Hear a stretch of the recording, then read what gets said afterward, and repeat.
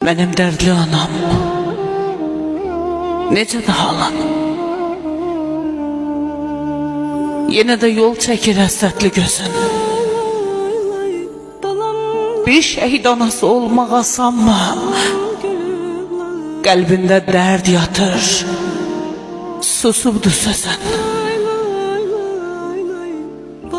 Oğlunun səsini küləklər deyir, rəsmlərlə hər gün dərdləşirsən sən. Qəlbinin yarası sağalmır ana, mən fəryad qoparır anlayıram mən. Vətənə əmanət etdin oğluna,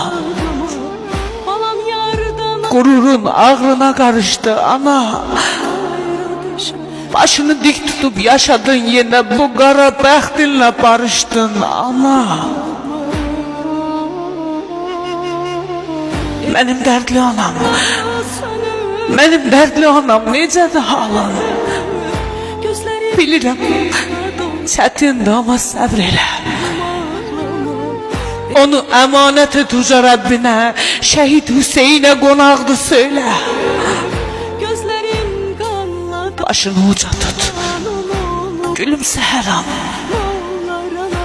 Ən alim məqama ucalıp balan, yazıram ey şəhid, yazıram ey şəhid, görürsən mi sən, sənin həsrətinlə qocalıb anam. Yazıram ey şəhid, görürsən mi sən, sənin həsrətinlə qocalıb anam. Sənin həsrətinlə qocalıb anam balam, qocalıb anam.